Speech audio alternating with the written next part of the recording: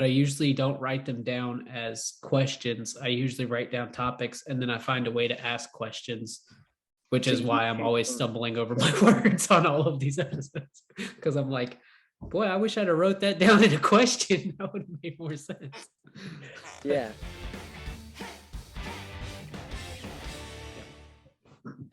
You'll know when I'm asking a question when I say a word Smack. in the form of a question. So, All right. all right. Hi, and welcome to the Johnny Random Show. Today's topic is the role of government and the laws and just everything to do with why governments exist. What are they all about? What should they be doing? What should they not be doing? And why on all of those things. So I really like to talk about the why in all these episodes. And so that's what we're going to do today. So I wanted to ask, because I had an interesting conversation with Matthew, and he mentioned something about in response to the phrase, you cannot legislate morality. And he seemed to think that you can or should, or that every law has a morality aspect. So I was going to let you dive into that a little bit and explain what you meant by that. Sure. So from one perspective, whenever you say you can't legislate morality, it's probably true, depending on what you mean by that. If you mean that legislation can't make people moral, then you are absolutely right. You can't tell people, for instance, prohibition. You can't prohibit alcohol and suddenly make people not ever become drunk or always avoid alcohol. There's no way to do that. You can't do it with drugs either. The drug war was a colossal failure for that reason, really, is that you really can't legislate morality. But there's no way to make a law that is not legislating morality. Right. All of them have moral implications. So whenever you make a law about, for instance, not taking indecent pictures, sexualizing pictures of minors, then you are making a law based on morality, and that's pretty obvious. And you absolutely can and should legislate that. There's really not any question in any society that I'm aware of whether that should be legalized. Like we should just let people do what they want to do, it'd be fine. Like who says that? So every law, though, my statement is that every law should be viewed as something that has moral implications. So obviously we've talked about the drug war. We've talked about it from one perspective. Obviously it hasn't worked, but also what's the responsibility of the government towards its people from a health standpoint? That's the reason it was originally thought up in the first place, was that there was a health concern for public health. So there are always moral implications for every law that's ever passed, whether you are passing green energy bills to try to encourage green energy usage and production, whatever it is that you're doing, that you're creating a law for, anti whatever or pro whatever, it doesn't matter. Even the things that you wouldn't think of as being moral, such as Speed limits, yeah, have a moral aspect to them. Why does it matter what the speeds are limited to? They all have moral implications. Some of them more obvious, some of them secondary or even tertiary, which would just mean that it's not the thing, but the thing that is caused by the thing. So yeah, yes. I really liked when you said that, because it made me think about it a little bit differently. It made me think about it from the perspective of, you think that some laws are just common sense and they don't speak to like a morality aspect. But I think that with any law that you may think of common sense, like seatbelts, okay, because we want to protect our population, because we have a value judgment on what we think or what someone thinks is right to do.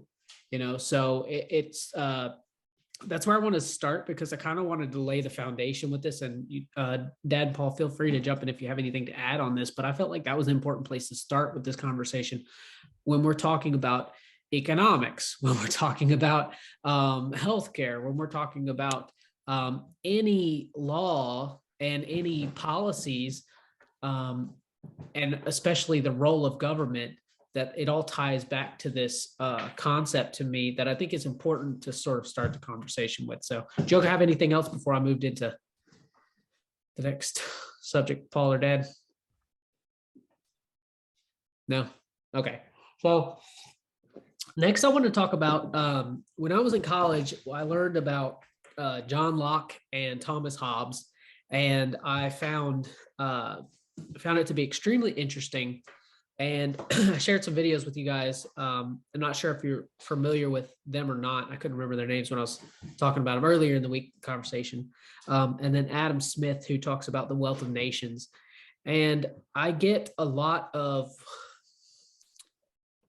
I like to boil things down to the why, and these guys are sort of like the thought leaders on most of our modern society. These guys were the ones that influenced the Thomas Jeffersons, and all the founding fathers for like the constitutional republic, especially John Locke. He kind of won out in the West. And so I think it's important when we're talking about the role of government to kind of start the conversation there. And in my opinion, I want to say some of the things that I don't think that they had addressed. And then how John Adams kind of added an extra layer to that with the book, The Wealth of Nations, and how he really built the four things, and I can't remember what they are. It's infrastructure, education, and there's two other things that are just completely slipping my mind, which I can Google here if somebody wants to take over. Military, internal, external threats to society. So armies, police. Yeah. And that's basically where we are as a society. That's what we've internalized as sort of an American. These are the things that government should be about. And it's interesting to me because I think John Locke also is, in some ways, he left some ambiguity with the infrastructure thing.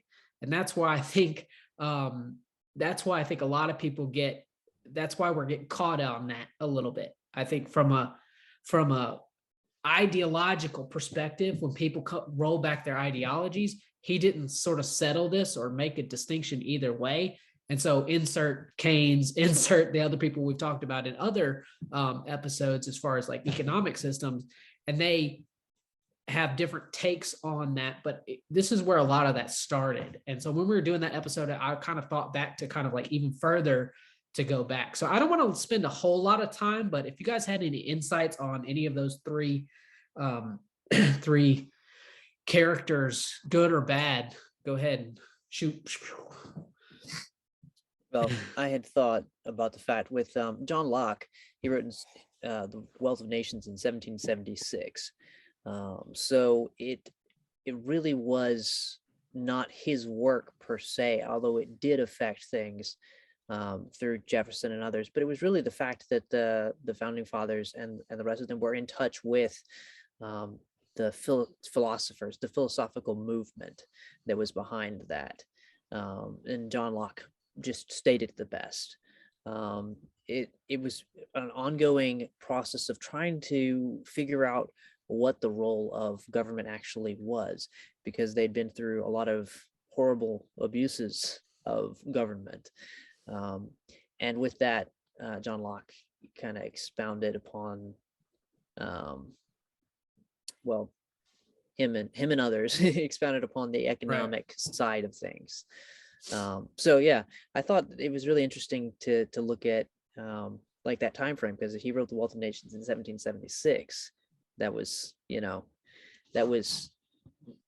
the Declaration was 76, if I'm not mistaken. You're talking about Adam Smith, I believe, instead of Locke.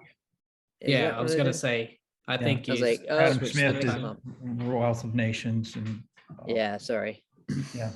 John Locke was the one upon Adam Smith wrote. Is that correct? Get a lot of people mixed up. Yeah, Smith wrote a little bit later. Yeah, John Locke and Hobbes were like in the 16 and 17. He died in 1704.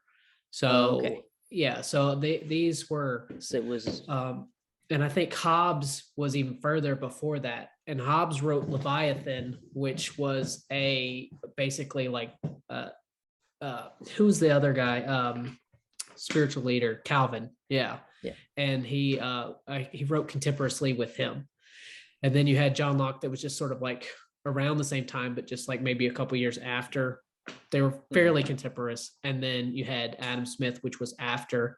And Adam Smith came into the picture when America was really jumping off, as a nation state. So, gotcha.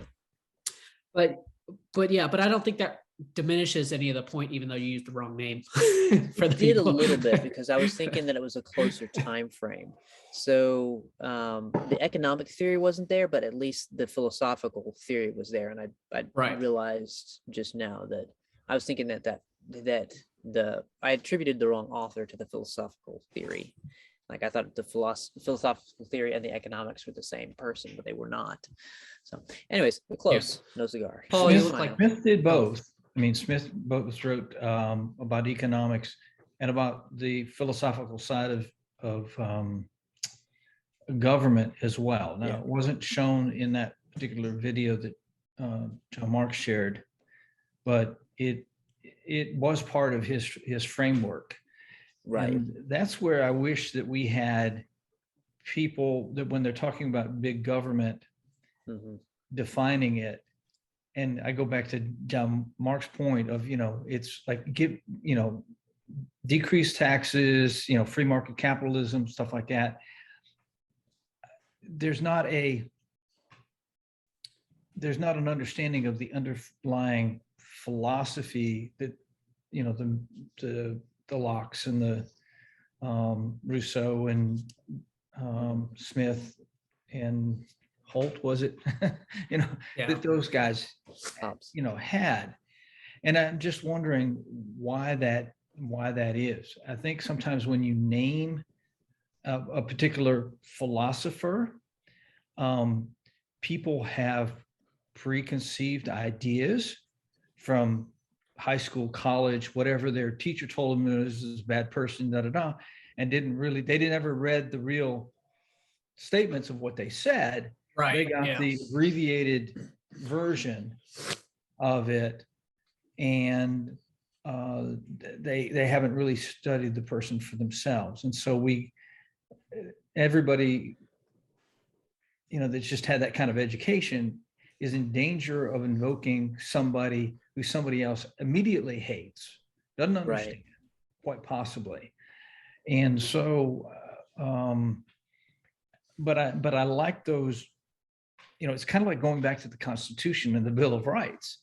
It's that core thing. And when you go back to these early, philosophers on government, you get the basic down and dirty, what is government for? And that gets down to, what is it based upon? What is its purpose? How does it work? And it also goes back to the worldview that underlies that. What do you think about the world? And what do you think about government? Is the Leviathan? Is it the beast that you want to try to grab onto? Because once you do, you wish you hadn't. So, there's a great need to going back to those core, talking worldview, talking the purpose of government, and that should be our argument, our basis come from, rather than saying, get rid of taxes, free capitalism, free reign capitalism, socialism, or having even the term social contract. What does that mean? How do we get that social contract? And all of those kinds of things as well. So. Yeah, because I think Marx came along in the 1900s and added a very atheistic. 1800s. Oh, sorry, but it was the turn of the century, right? When Marx wrote. Or are 1800s. you frozen? No, it was Marx wrote early 1900s. 19? 18. 18. Okay, Marx was sorry. written in mid 1800s. Okay. But it was after these guys, is what I'm really trying to get to. And Yes. I'm not an expert in the timeline, the exact dates, and I have a really fuzzy memory for exact dates. But insofar as what his contribution, is very built on a Darwinistic premise where Locke and all these guys were writing on much more of a theocratic, yeah, sort of like worldview before Darwin really took off, so that wasn't necessarily a thing. And I think that when I was going through college and they introduced Marx and all these sort of socialist ideas, and the distinction in my mind that I found was just interesting is it was these early people, even John Adams is still on the classical liberal spectrum, insofar as very free market capitalistic ideas and how to build the wealth of nations. He had the comparative advantage, basically, which he called goodness, I'm just like totally at a loss for words today, so I apologize for that. But what's it call it when you have basically comparative advantage or specialization, when everybody has a specialized, whatever the term Division is of for that. labor. Division of labor. Whew, Yeah. goodness. I had a stroke trying to figure that out. So division of labor, yeah, and quantifying that, I thought that was pretty helpful, because none of these people had the idea of socialism where the government owns the means of production. And so when you're talking about today, modern liberal ideology, with the exception with everything in our American society, with the exception of democratic socialism, which is still kind of a hybrid of socialism and laissez-faire classical liberal politics, nobody in America is going for socialism. And so, especially Republicans, when they start talking about the government owning, doing certain functions like infrastructure and these different things, but kind of like on the Adam Smith sort of scale of what government is supposed to do, and doing the things that the free market can't do as well, which his was, like I said, education, infrastructure, military, and whatever. So we talk about those things being done by the government and everybody's fine with it. But when you talk about healthcare, No, Adam Smith Smith was absolutely wrong about all of that. All right, go Adam for it. Smith Why? was absolutely wrong about all of that. So there's nothing the government does.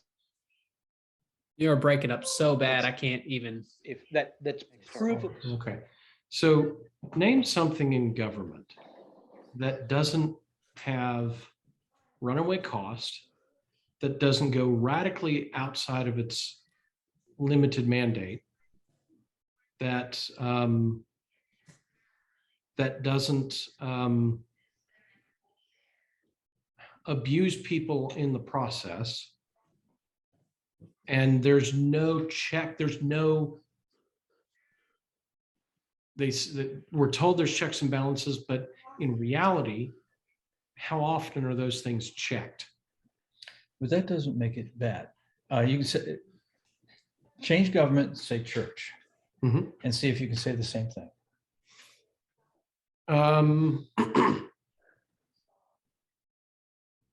It just means there's evil people. Depends on the church structure.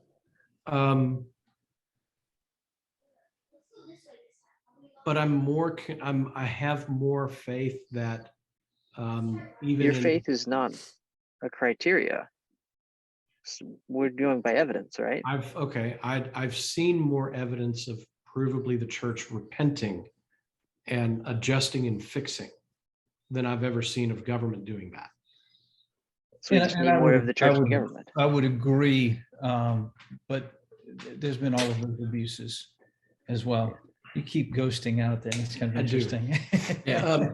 Well, you have to stay Well, still. I'm on probably several government watch lists, so I've got to, go in and out so that they don't mess with you guys.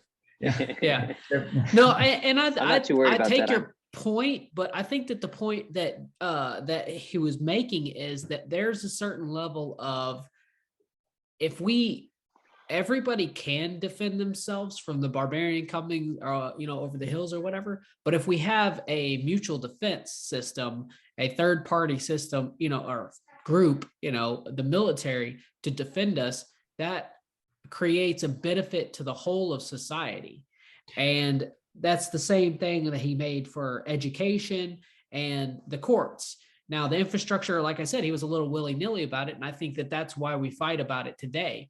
But I think that boiling all these down is where largely we all accepted those things. So you won't really find Republicans arguing over those things. Defense. Yeah, the government's supposed to do defense. The government's supposed to do education. The government's supposed to do some level of infrastructure, and the government's supposed to do courts. And I think that comes from, man, you guys fading in and out is so bizarre. So the background looks like an acid trip. People going in and out of the background looks like an acid trip. So I'm just gonna rock back and forth. You're presupposing a social contract here that I 100% absolutely reject. Right. But I'm not talking about my belief per se yet. We'll get to that. But you're talking about a social contract. Let me ask you this. What contract have you ever not signed that had benefits if you followed it, demerits if you didn't, and you didn't sign it, but it was enforced on you anyway? My job? No, you did sign a contract. I did. You signed, walk out of it. Yeah. And supposedly you should be able to get out of this social contract too, but you can't. Civil War kind of proves that. But it's less than perfect. But what we're going back to is we're talking philosophy here. We're not talking. Can there be a government that does the things that it's supposed to? Probably not. Can we have a marriage that is all that it should be? Not really. I mean, a marriage, a church, any kind of thing that you get into that involves human beings, if you're going to look for utopia, perfect, whatever, it's not going to happen. Right. The thing is okay, what do we need as human beings to flourish? And I think, yes. And does that include government? And what does that government look like might be the question. And I think our American Constitution had those checks and balances because they went back to a foundation. And now I'm fading. They went back to a foundation. We need to be still. I went back to a foundation that looked at what government's supposed to do and those checks and balances. Those checks and balances are there. They're not working. Okay. Our courts aren't working the way they were supposed to. Our Senate certainly isn't, since the amendment that caused 14th, I think. It to be by popular vote rather than being appointed by a governor or by the state elections or however they were supposed to do that. I think it was the state Senate. Well, not the state Senate, but I'm talking about the federal government. The Senate was supposed to be elected by the Senates of the states, I think. But anyways. No, the Senate, the senators to DC were either appointed by the state's governor or elected by the state legislature, depending on how the state law was written for that. But never by popular vote. Except Right. for. So we Yeah. tripled one of those ballot checks in Mhm. our system with an amendment. And then, we've done other things along the line too that, considering, what we've done to our legislature and things like that. But that was a huge, huge hit in our government. But I just go back to the point that, no, the government, our current government is very flawed. We have a bureaucracy that's out of control, that has no check on it. There's all these things that are wrong with it. In spite of that, because there were originally some checks and balances, it's somewhat functional. It's kind of like a marriage that's Hobbling along on its 3.5 cylinders. Yeah, because it's not what it was intended to, be, and the social contract's kind of messed up because of the people that are in it. But it doesn't mean that marriage, there's all kinds of people that won't get married because of the previous marriage or because of the parents, got divorced or whatever. And I know a now, few. they badmouth marriage. So I'm not opposed. So my opposition is to monopolized government, not governance. There's always going to be law. There's always going to be governance. There's always going to be a need for that because we are sinful, fallen human beings. Mhm. But Well, your first case sounded like it was against government or It is. governance. I'm not opposed. Governance is an absolute necessity. Could we shift that camera slightly towards Paul? And down a little, because I think that's why you guys are fading in, is the percentage of background to. Okay. Yeah. There we go. So my objection is not to law. My objection is not to governance. It's to a monopolized government that will have it will have checks and balances that work and function for a while. But who was it? De Tocqueville that said when the American public figures out, or when Congress figures out they can buy off the American public with their own money via taxes, then you're going to have real problems. Well, he also said America is great because America is good, and if it ever ceases to be good, it will cease to be great. That was his observation. And he was absolutely right, because those two things are tied. Right. Bribery is so commonly spoken about in scripture. It is absolutely astounding when it talks about a person who will not be bribed, or blames the evils of Israel upon bribing officials, or officials who would be bribed. Both, because it talks about both, that the people would bribe the officials in the first place, and that the officials would be bribed. And that is typically what's referred to when you talk about corrupted government. It's some form of money swaying justice. So when I advocate for a purely capitalist form of governance, it presupposes oversight happening through competition. And for better or worse, social media is here and it's not going away. It'll change forms, but it won't go away. But how quickly can certain kinds of information get passed around because the news cycle is not 30 minutes, but 30 nanoseconds. And so you would have courts that would compete for customers, and reputation all of a sudden would matter quite a bit more than it does. A court that has a reputation for, well, we have them now. I've got a client who is an attorney, and he represents large companies in lawsuits. Well, they try very hard not to have any court cases in Memphis, because Memphis has a reputation of never, ever, ever siding with a larger company. They'll try to get them in Nashville, where Nashville tends to do that a little bit better. Or at least more even-handedly, hopefully. No, it leans the other direction. But what if you had multiple courts in Memphis that competed, and you're looking for, and somebody's just looking for a fair and honest court that will hear both sides as unbiased as possible, and make a ruling after that. What is this novelty you speak of? Huh? What is this novelty you speak of? Oh, fairness, non-biased?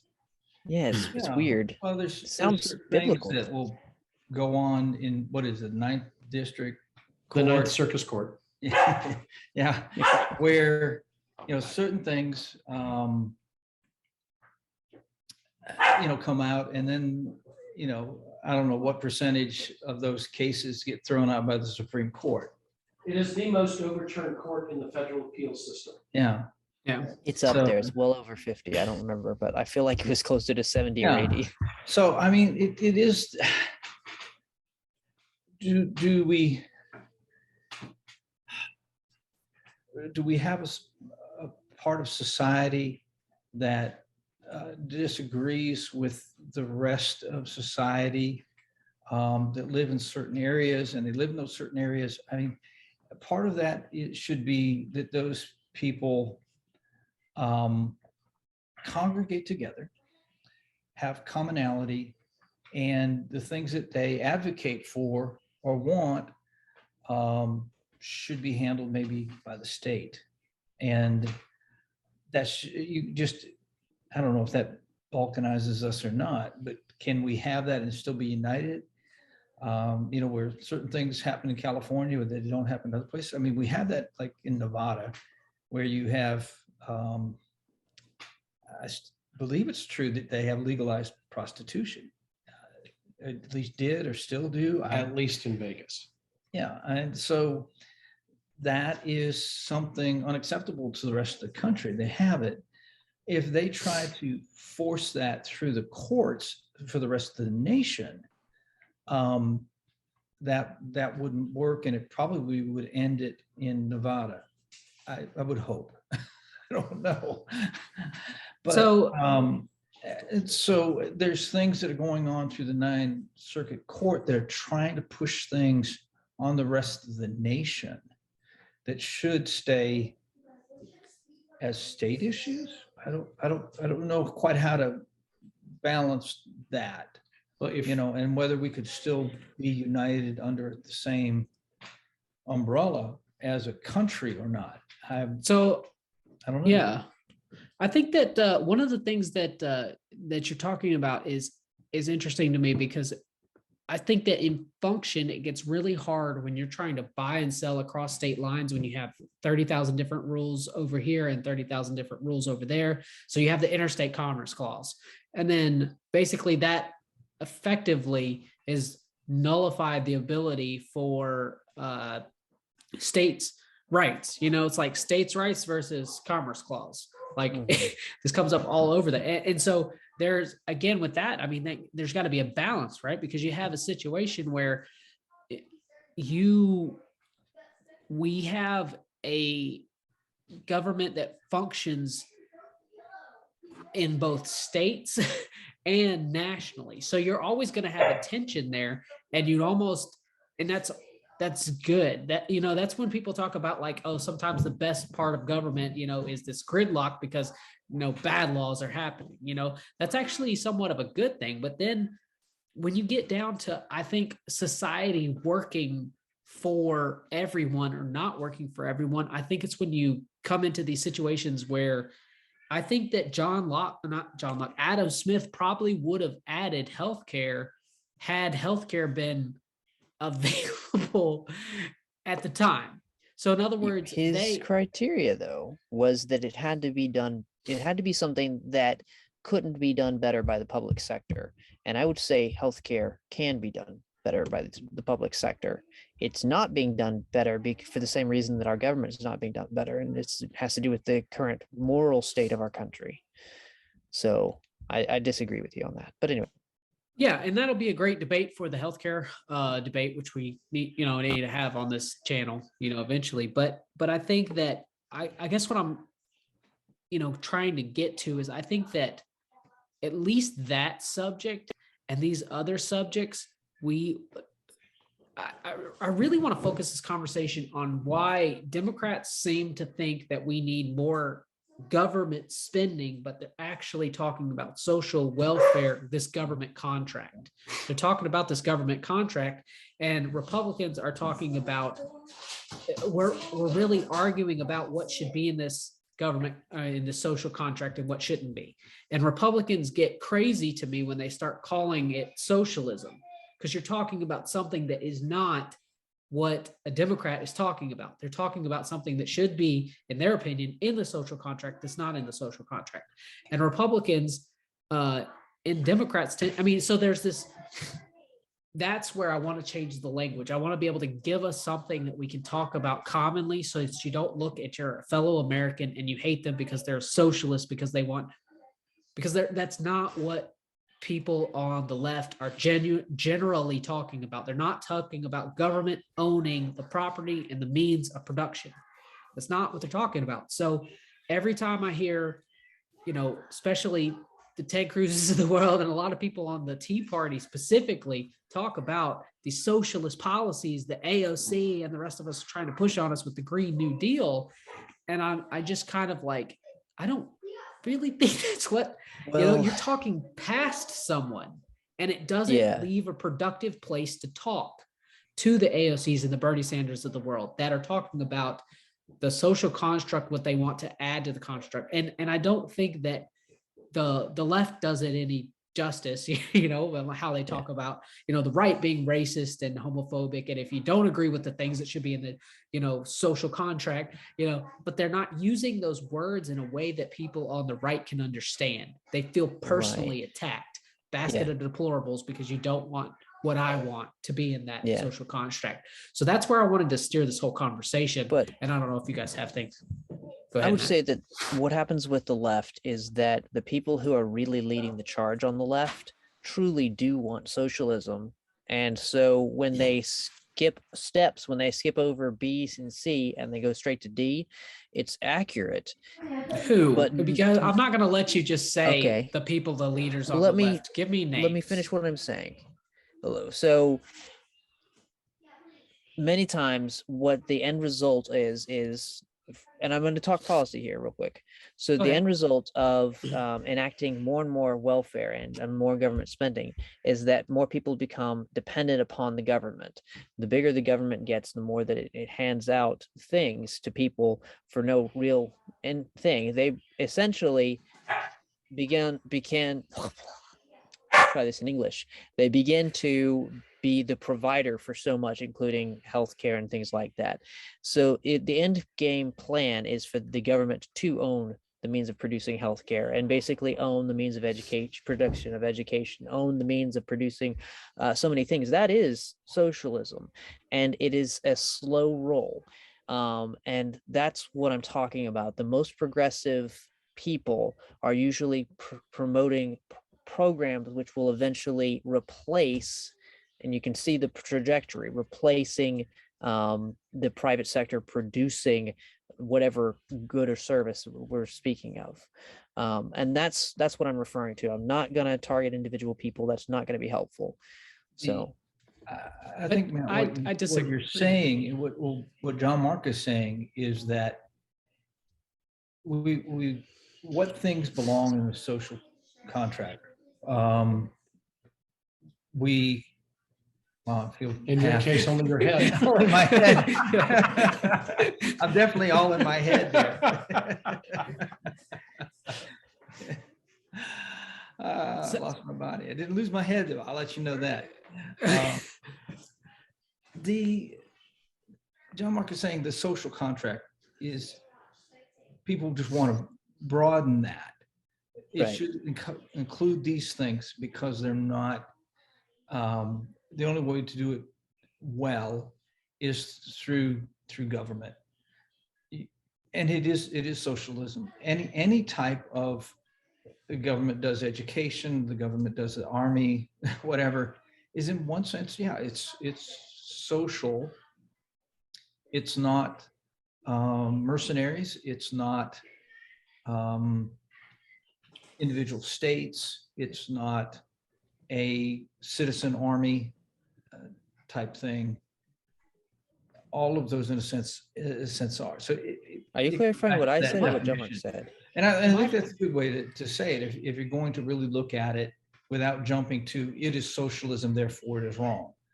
Yeah, because Um, it's like we already have socialism. If you want to call the military socialism, if you want to call education, if you want to call these things socialism, you're slow roll to those. We've slow rolled to it. Okay, is that a bad thing?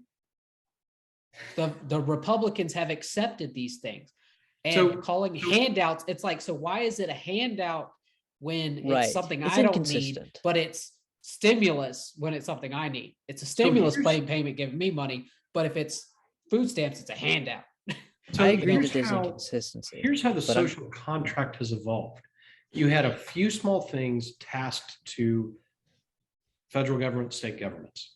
And then other than that, just the people are generally left alone.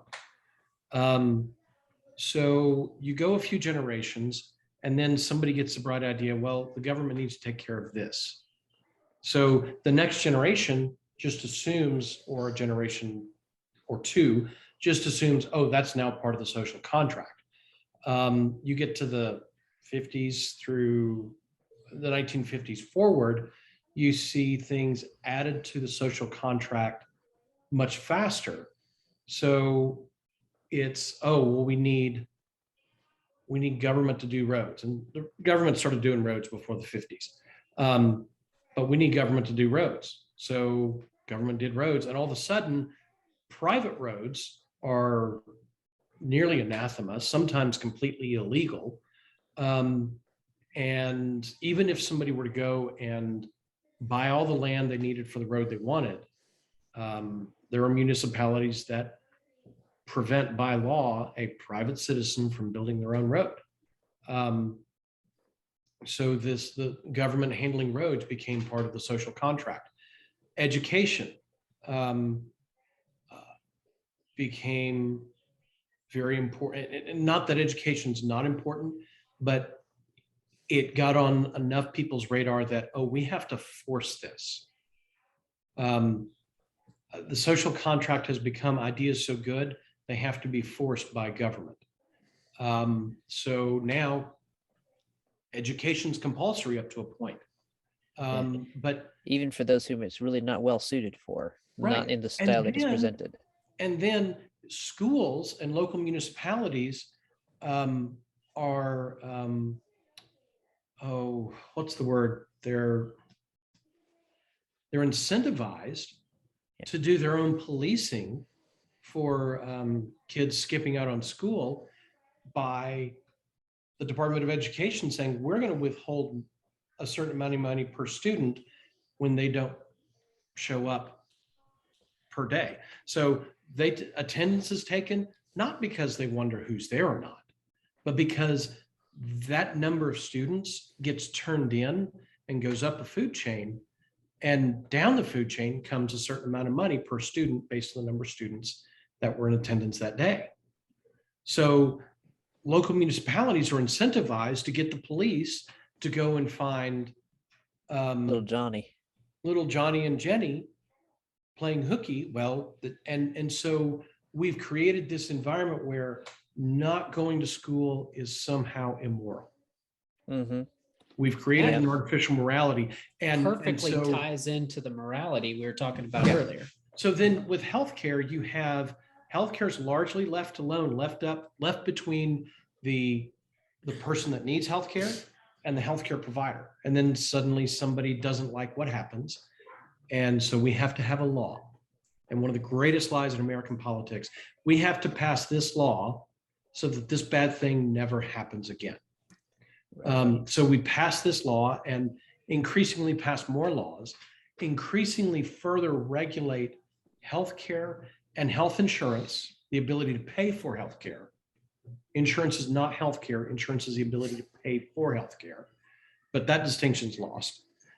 But we continue to legislate the actual health care and insurance to the point that that the private sector, if it's following the law, can't do it effectively. And so Right. then all of a sudden, oh, well, see, the free market doesn't work. We have to get the government to take it over. The whole time, government's been chipping away at the ability of the free market to do its job. Yeah.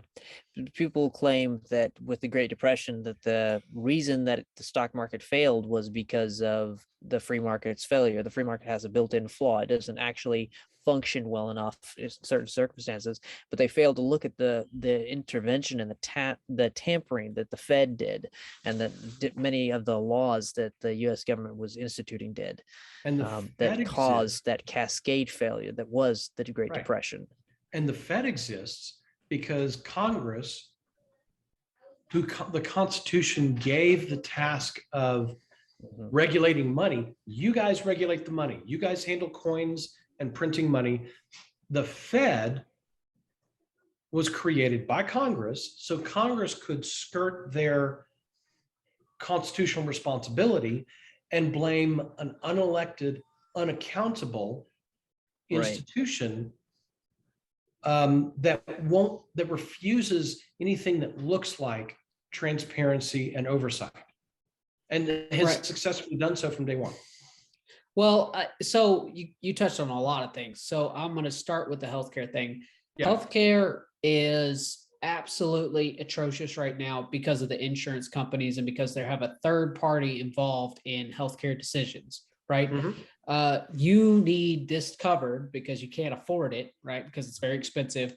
So the insurance company comes in. Well, the insurance company says you can have this procedure and this procedure. We don't cover that procedure. So now you have a insurance company telling the doctor what they can do to patients and what they can't do to patients. Right. This is absolutely insane and horrible. And I, being in the healthcare system for a long time, I can't stand insurance companies, and I'll be the first to say that the system is broken and insane. Yeah. But this is a free market solution. This third party has come in to solve a solution. That's what the free market does. It's find problems and fixes it, right? So you have the free market being a bigger problem than and dictating healthcare decisions than you could imagine.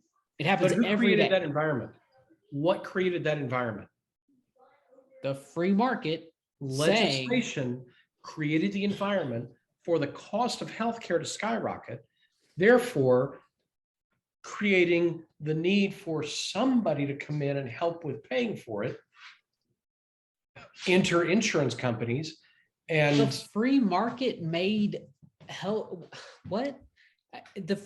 these The government- instruments that you run in a laboratory, these like analyzers and things, cost hundreds of thousands of dollars. The medical equipment that we use costs hundreds of thousands of dollars. Yes. These things are not cheap. Yes. So it's not like the government created an environment where the healthcare is really expensive.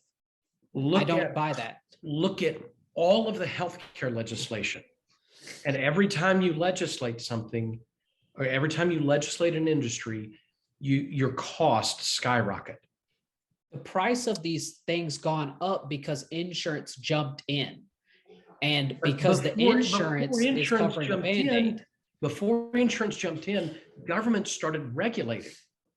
And so once government starts regulating, that costs money, and it has to be paid somehow. So I'm a small business owner. I pass on the cost of taxes to my clients, right? That's how it's supposed to be. Well,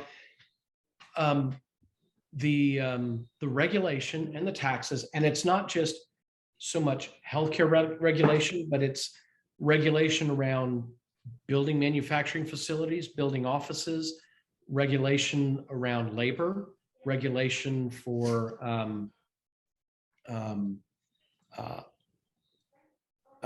Safety, whatever. safety, regulation for if you're going to make a medical device, okay, well, that medical device is going to be under certain federal guidelines for safety, for function. And so, you know, you have all these regulations that keep piling on. And every time another one passes, it gets more expensive. And it's either Congress that passes it or bureaucrats extrapolate out of a piece of legislation that's passed. Oh, well, because this bill they just passed says this, we're going to do this. And so you have these compounding regulations of one sort or another from one source or another, throwing cost out of control. On top of that, the regulations are getting stricter and stricter on doctors. And so they have to get malpractice insurance that's astronomically expensive. So government's done all this regulation and the free market's responding, trying to function and hobble along. At some point, at some point, we get so much regulation that we have the intolerable system we have now. And so the government says, okay, fine, we'll take it over. That's how you get an entire industry. Yeah. My position is not that the government take over healthcare, just so we're clear on that. And when we get into the healthcare debate, I will go into a little bit more of my solution because I have thought about this for a long time. I want 50 different healthcare systems, or maybe thousands if you break it down to community healthcare. But I do want it to be funded by taxpayers so that you're contributing something to that and you are getting something in return, just like Social Security was supposed to be. How do you have a right to my labor? How do you have a right to my labor without my consent? How do I have the right to your labor? Without Money. my consent. His labor is turned into money. Can you Because that's what you frame just that? described. You've described a taxpayer system. Well, how do you have right to my labor without my consent? I'm not understanding that. You need to phrase the question. Paul, you're differently. jumping the- over things that our viewers are going to need. Put it into the context of healthcare for me to understand what you're Okay. saying. So if you want taxpayer money to go into healthcare, I'm not fully explaining the idea. Sorry, timeout, because it's for the healthcare topic. So Okay. this is the role of government. So I'm Right. not trying to get too far down that garbage hole. So I'm not trying to avoid your answer. Okay, well, we But can. I didn't table realize that exactly where you're episode, going. but yeah. But my whole point in laying out this process of how you get from free market to a government takeover of an entire industry, that's what the role of government has been in actual practice. And you give it another 10 or 20 years, and more than just the VA and Social Security, you're likely to have the rest of healthcare fully socialized. So this is the whole point of this conversation: is what things should be in that basket, what things should not be in that basket. It's fair to say that healthcare should not be in that basket, shouldn't have the right to your labor, whatever. It's fair to say that defense spending should, or the military should be in that basket. But what my larger critique here is, we're not talking about it in that context, and that's what's frustrating. And so when you get down to the healthcare debate, we're talking about, I think that there should be some aspect of our healthcare, our general health, just like there should be aspects of our education system. But you have to have, with the education system, we did a whole episode on that. You should make it much more dynamic. You should also not mandate certain things, and you have to deregulate. And I think that we discussed a lot of those things, and we're going to do a part 2 on that, which we were going to do today, but we'll get more into that because I had more to say on that. How do we fix that? But to say that healthcare shouldn't be done by the government at all, or shouldn't have any hand in there because it's going to get over, regulated, and then they're going to take it over completely and it's going to turn into socialism, is to me disingenuous, because I want some small aspect of, I don't trust businesses and the free market to just set everything in the world straight. I don't trust government to do it either. I trust in a checks and balances and a system that is dynamic and opposed to each other. The worst part of our society right now is our media is complicit in all of these things and not calling out. If you had real journalists that would go in and look at some of these discrepancies and look at some of the ways that the government is doing bad things, rather than trying to get higher access, more higher pass on, more access and closer, whatever. It's this cozy, relationship. I'm just totally distracted by that black hole over Dad's mouth. That was took I my love you thoughts. just floating in and out over us, just watching over. Yeah. But so I don't really know how to wrap a lot of this up, because I don't know that there is a real solution here. But I really, like I said, I think that the point of the conversation is to get people thinking and talking about it in a little different way. And I hope we've done that so far. Yeah. So let me chase that with something real quick. I took healthcare just because that was a really easy example. But it's not the only industry where that has happened or it's going to happen.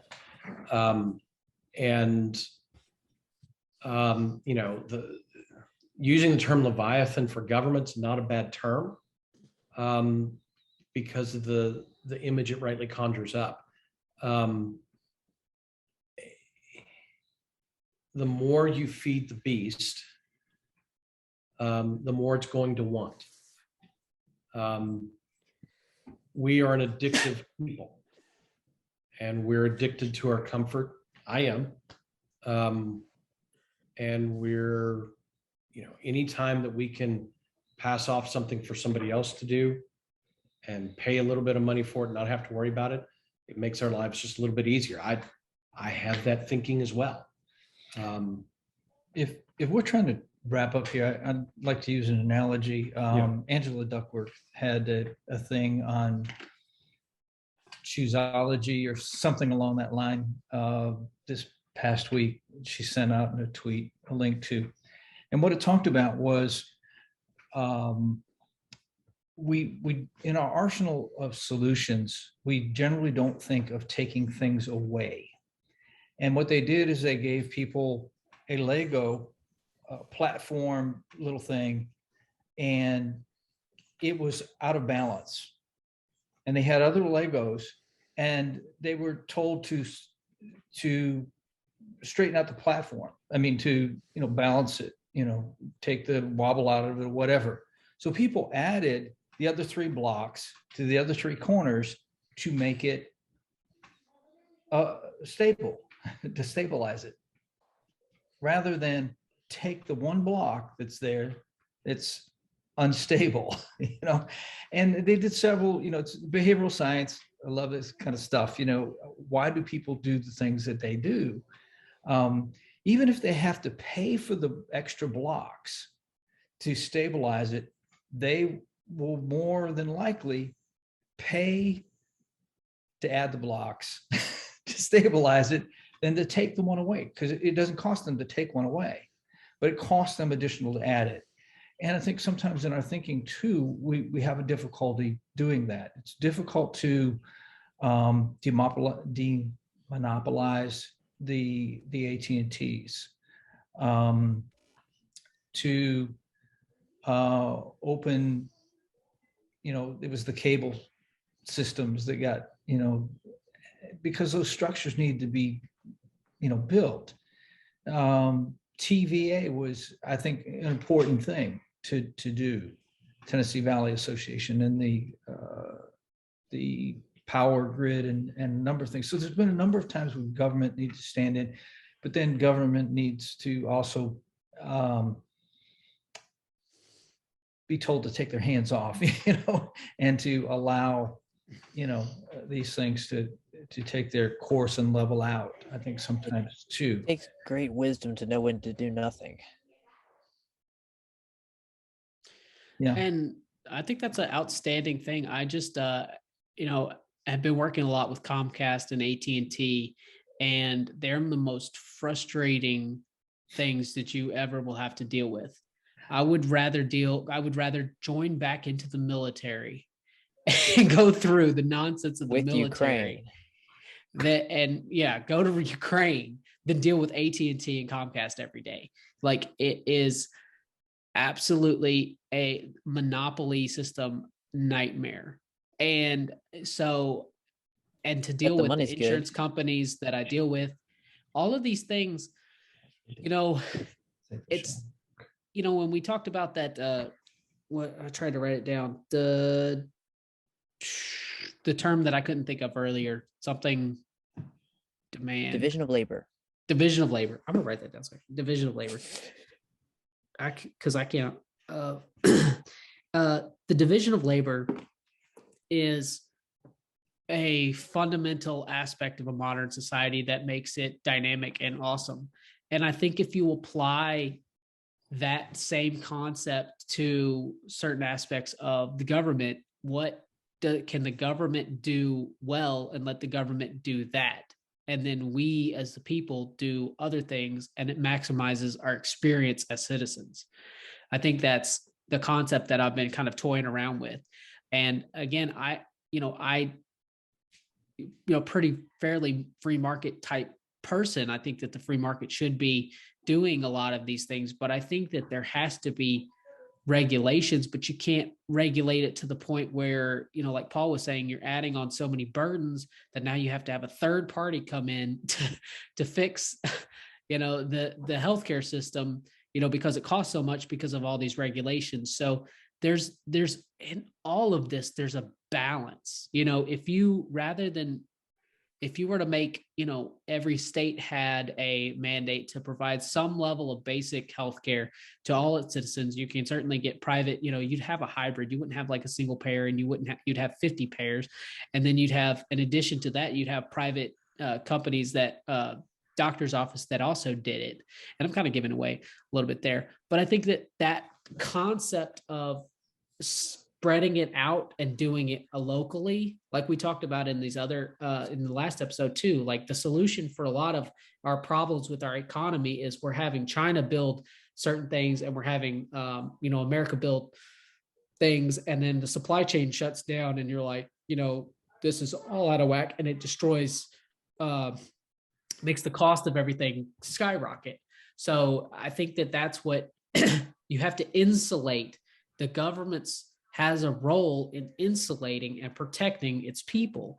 And I think in my mind, what part of the role of government is to do certain things. It's to back out of healthcare. Like you were saying, we need to know when to hold it and know when to fold it, got to have that, but it comes down to like a fundamental critique is like, I'm not against, leadership. I'm just against the current leadership's thought processes. And I think a lot of that has to do with people aren't going back and thinking through these fundamental things.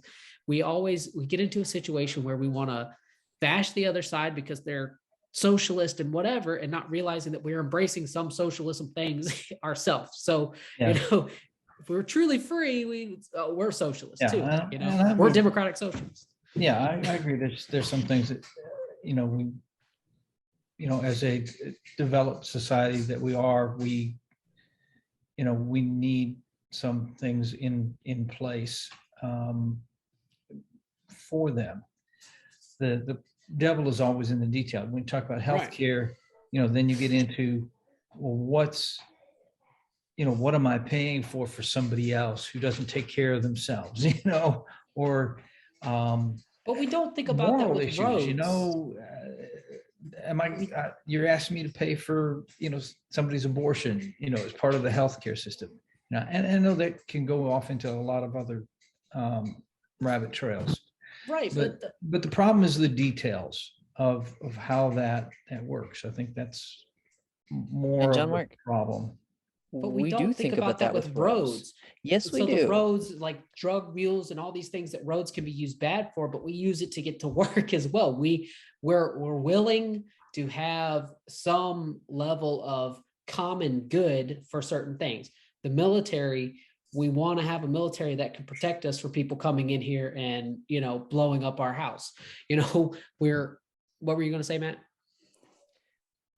It's totally apples and oranges. So, apples look a lot like oranges on the surface, but the fact of the matter is they're very different things. They're both fruits. They have a lot of things in common. Sure. If you were just to name all the things they have in common, it sure looks like on paper that apples and oranges are probably the same thing, but they're not. So with healthcare and roads, one is something that you are sovereign over. You are sovereign over your body. This is something that you're responsible for, and that is something you're responsible for caring for. And then the roads are something that are on that are something that you don't have a right to. You don't have any sovereignty over them. There's something that could be provided, or they could not. I could get to where I need to go without roads. Now, I very much appreciate them, and I don't mind sharing the roads with other people. That doesn't harm me any. But if I, for my health care, provide a certain amount of money to the government, and they spend like a ton of money on other people, but they won't take care of the thing that I want to do, that seems like a problem. It's like, I need to be able to, for instance, have a lung replaced, but I don't meet the criteria because I'm not whatever. I could have paid for it out of pocket, but I don't have any money to pay for it out of pocket or through any other healthcare that I could have provided for myself, because I can't get that healthcare because those companies don't exist. And you following what I'm saying here? Yes, and that's why you have the states do it, not the federal government do it. You have the state do it. You have much more control over it at that level of what your money is actually going to. In Tennessee, we don't want it to fund abortions. In other states, they might want to do that. But, so you're allowing those people to make values off of what they value, which is a much more freer society. So I'm not for nationalizing a single payer, like I said, but what I'm saying is, I just want to consider what's in the basket and why we go in the basket and why we go so hard against certain things that are already in the basket and defend those as apples, but the oranges can't go in the basket. Why can't we have a basket with many fruit in it? Put a kiwi in there. Can my basket just be empty? Can my basket just be empty? No, because yes, your basket can be country. Empty, but and that's my problem with that, is like, you don't want a common defense. You don't want infrastructure. You don't want healthcare. That's fine. You might not want that, but I want that. All of that is not true. Division of labor. All of that is provably untrue. I want healthcare. I want roads. I want my property and defend it. I want all those things. I just don't think government's the way to do it. Well, what right do you have to tell those people to defend your property and to make your roads? None. I have to be able to. So why do you want it? He's paying for those as services. So the government is as a service model versus it's an interesting concept. I don't know how it would work. Everything I want, you want to pay for it, but you don't want the government to pay for it. Right. You just want to pay for it individually. I want to be able to pick and choose what I pay for based on what I use. Not just, here, government, take this load of money and go figure out what to do with it. I think I see what he's saying. So, John, one of the things is that we say that the government serves us, but the government acts like it serves itself and we serve them. But if you have that direct relationship between the money going to the government and the government serving the people, then that is a constant reminder of who serves who. If this could get off the ground, theoretically it would work a lot better. It's just a matter of getting it off the ground. So I believe in the fundamental corruptibility of humanity. And I like the idea of being able to vote the person out of office who's corrupted rather than the business owner who's doing corruptible things.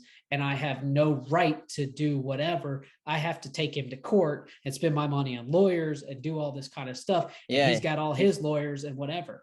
I don't want to live in a society where I mean, and it does sound good. And I'm not saying it's all bad. And I'm not trying to take and just totally just poo-poo on it. But I do think that my ideal is a democracy, a more representative democracy. And I think it's for people to be more engaged. And I think it's for our leaders to be more receptive and to go back and question some of these things that we take for granted, and to stop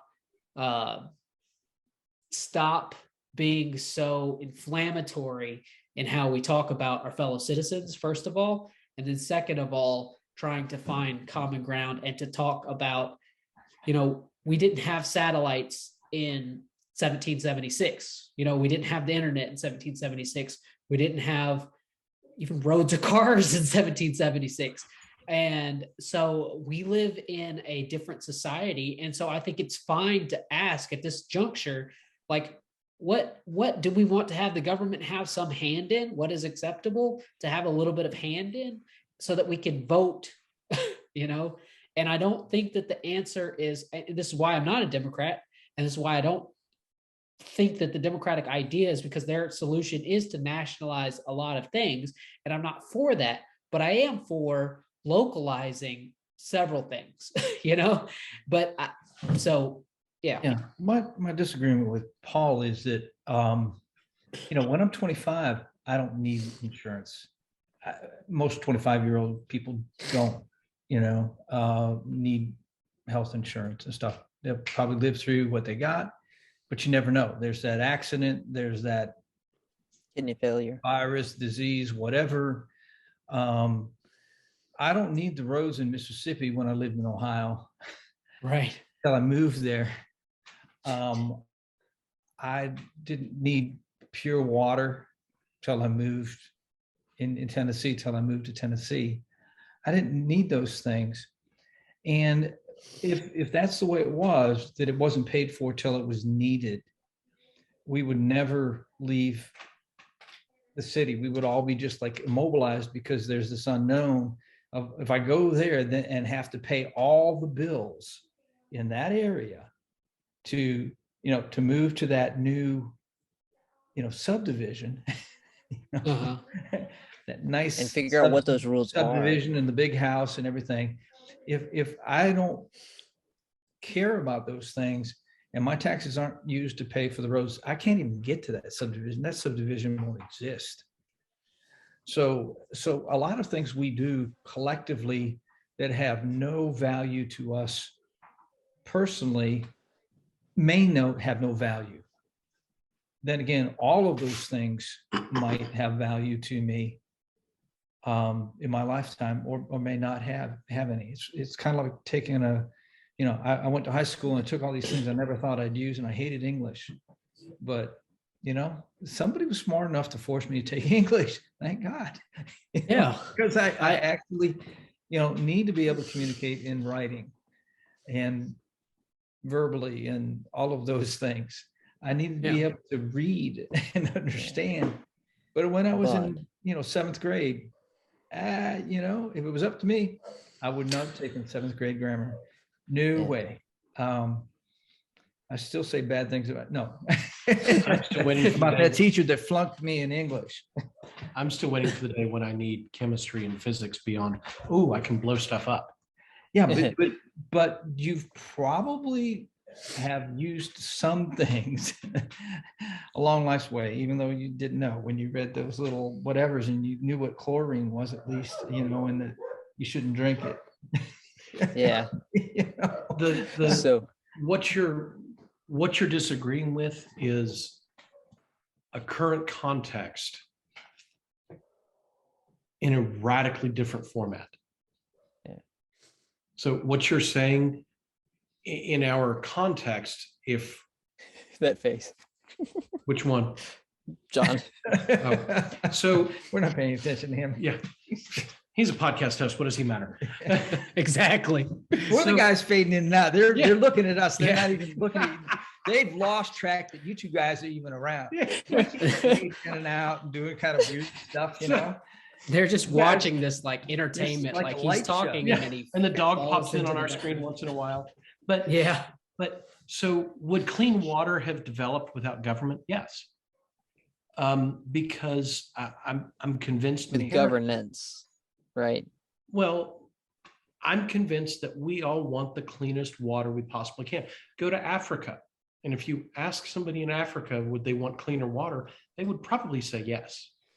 Or no, because look at the Industrial Revolution, right? They were just pouring all this, like nasty stuff into the water, killing everyone. And if there was no government to come along and break all that up, we'd be living in these nasty, nasty places, and everybody be dying at 23 because you're Maybe exaggeration, not. but How do you know everybody that? wants happy water because the but- corruptibility of man. That's my Okay, so then fundamental. why would you give government an inch when government is inhabited by corrupted people, just as corrupted as the people you don't like in businesses? Because it comes down to accountability They're and not constituency. They're not Yeah. accountable to their constituents. It's provable. Right. Well, no, But it it's is. The provable the government's- businesses aren't. So I'm not arguing with you that it's perfect. I'm arguing with you that it's necessary. Government is necessary. Laws are necessary. Yes, Laws I to manage absolutely water. agree. Laws are necessary. We should have laws. Some. There should God be put some. laws about the year of Jubilee, getting rid of debt. And we talked about last time with the what was it we talking about? Phew. Debt culture. I think I mentioned that with how, as people have the ability to buy more on payments, their wages, they don't demand more wages. So their wages go like this. But as you have the ability to buy more, then the growth and productivity in society continues to go up. Therefore, inflation, because you're buying more. So the power of like the amount of money in the government, the amount of government in society goes up. So I think that the reason why we're having this sort of like crazy imbalance is that debt culture. And I think that the wisdom in the Bible to me is that, and we're talking about social safety nets, not cutting the corners. You're giving people in society, poor people in society, the ability to eat, and you are getting rid of debt, erasing people's debt every, 70 years in the year of Jubilee? 50. Yeah. And so even in biblical times, there's this concept of governing and how we run a society and a social construct that goes even that far back. And I think it's ordained by God. So to me, when we talk about a lot of these things, that's where my mind goes back to, is that how can we look after each other? How can we build a society where we look after each other and provide some basic things? And I'm okay with making a doctor earn money from my taxes, pay my taxes so that a doctor can get paid so we can take care of the poor in our society at a state level, not at a national level, at a state level. I'm okay with that. That to me goes into what I want to add to the social construct. That is something that I would support. But I feel like in our current political climate, for me to say that, I would get branded as a socialist because I want more government, whatever. Well, they don't call me a socialist because I want a military. They don't call me a socialist because I support public schools, my kids getting an education, and I don't have to pay for that. My government's going to. What you say, John, So- Mark, and just, it's like Social Security.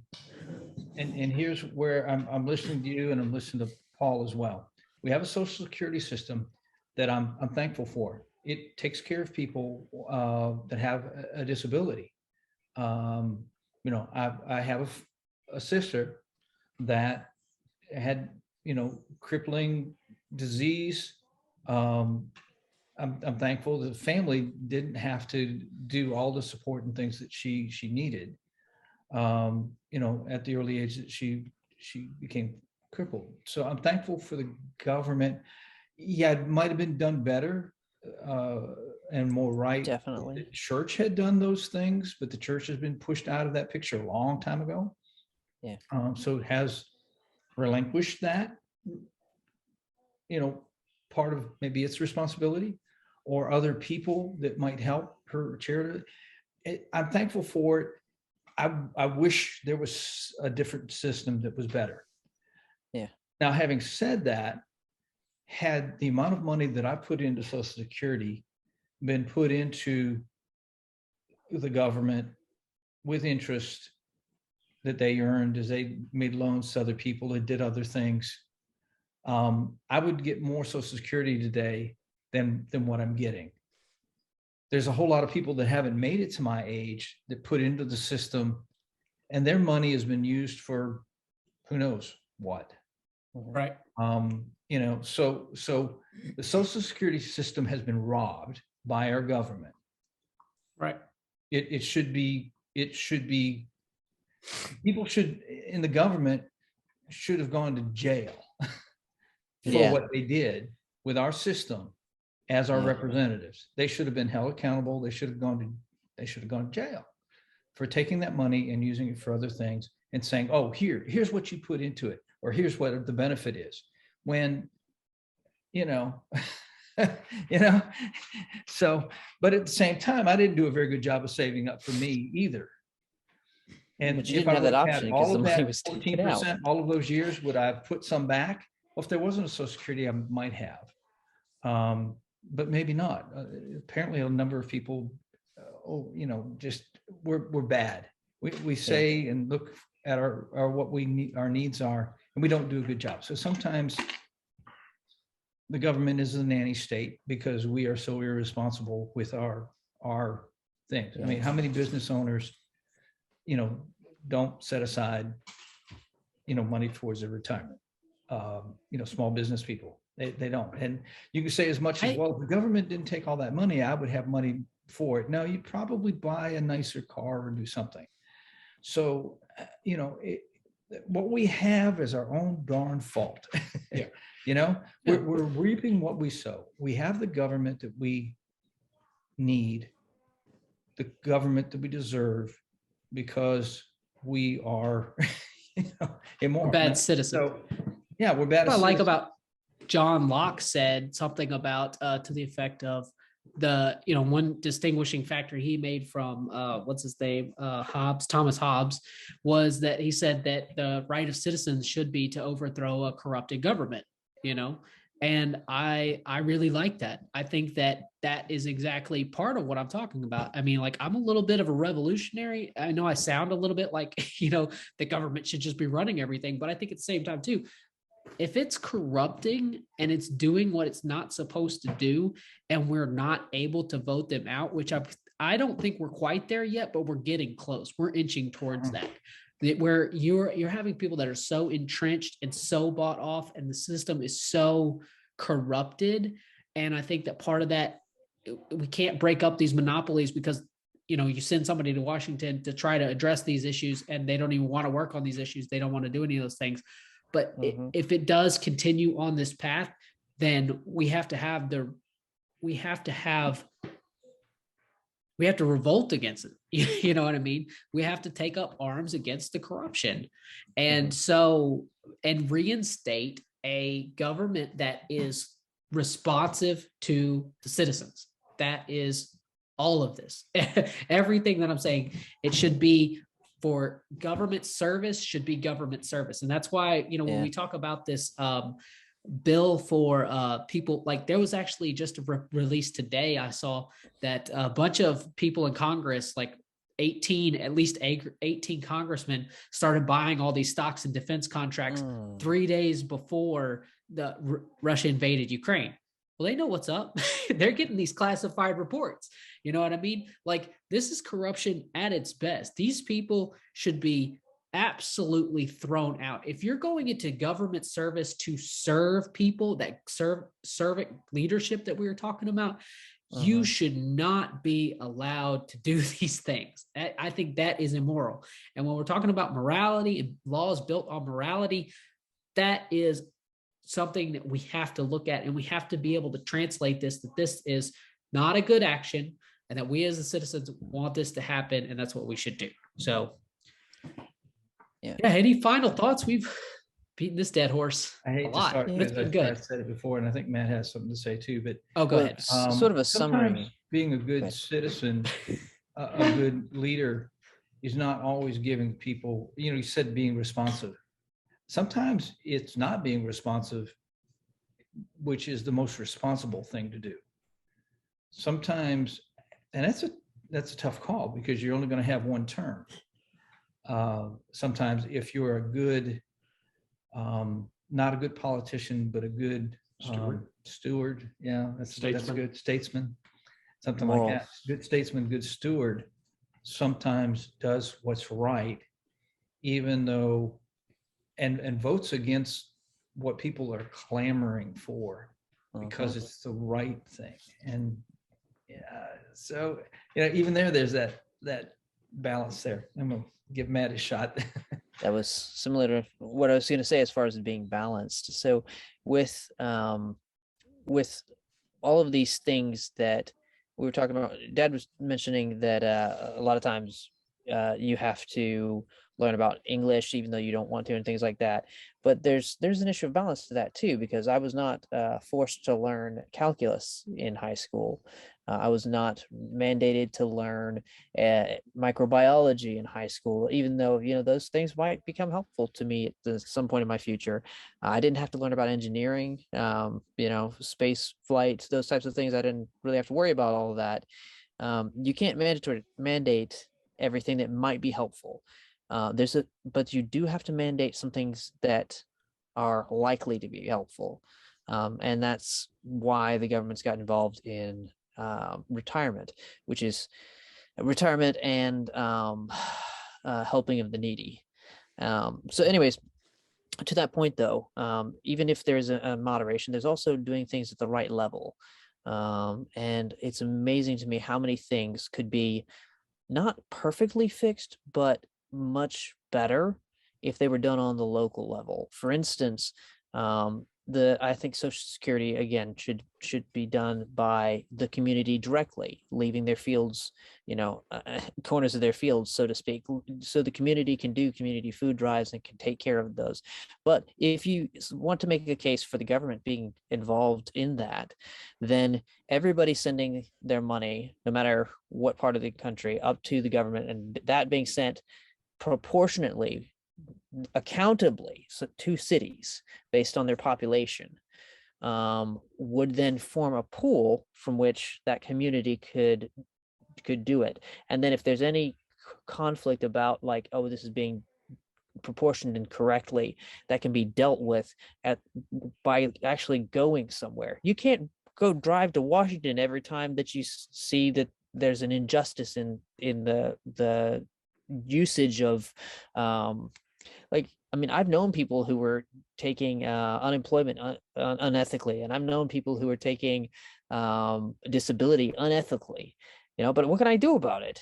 Like, if I write a letter, it's probably going to end up being dead before it gets there. Like, I don't know if it's even going to arrive anywhere. I can't dispute this. And for instance, people could dispute whether I was drawing it, and people that I don't even know, and then the government doesn't know if they even know me. Like, and then they have to like drive 1,000 miles to find out what's going on.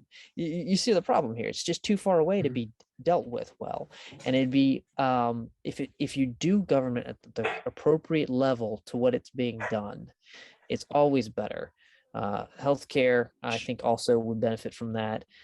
Schools would very much benefit from a similar scenario where it's not.